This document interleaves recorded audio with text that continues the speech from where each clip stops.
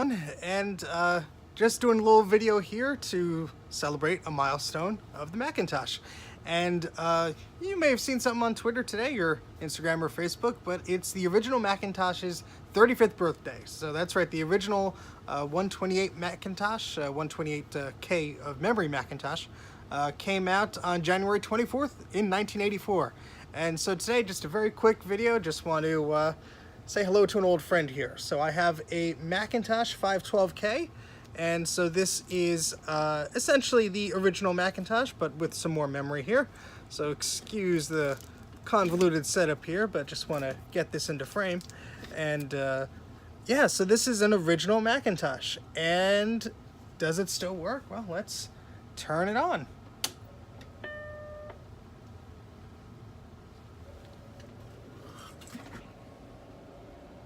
There we go. Boots up just fine.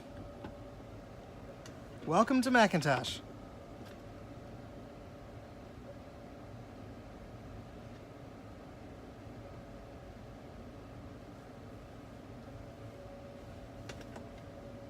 Now this Mac is booting off of a 400 kilobyte floppy drive, so does not have a hard drive built in. There were Apple hard drives for this machine, but since it's not SCSI, it used a proprietary connection. But yeah, it works. You can look at the Finder here.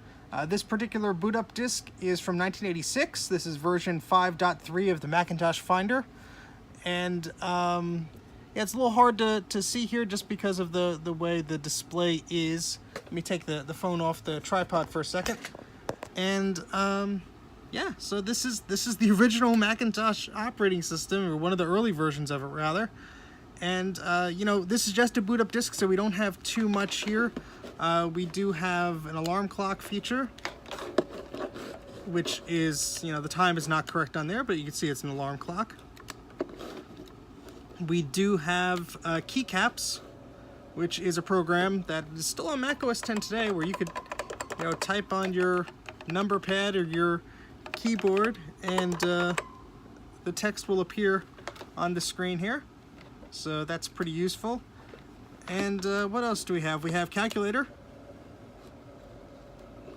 So we can do our calculations here. And whatever we want to do. And the calculator interface actually did not change until very early versions of Mac OS X. So this stayed the same for quite a while. Next we have the chooser, which I'm not going to click on because it doesn't go anywhere, because I don't have anything set up for that.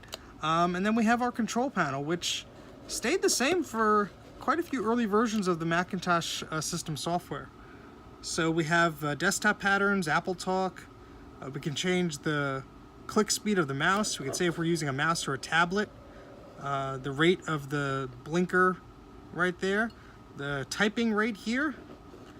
You know, you set your delay options, your RAM cache, you can set the volume. And yeah, so that's your control panel, and that's basically it. I mean, we could open up a disk, we could open up folders. This is very familiar to how, you know, modern computers work with the graphic user interface here. And so, you know, yeah, I mean, this is pretty much what the boot disk has on it. Of course, if you did have a hard drive connected, you could do a bit more, and if I have a second floppy disk drive, I could boot off of one disk and run applications off of the other, which was very common. So you would have, since there is a floppy disk port on the back of this machine, you could have a second floppy disk drive.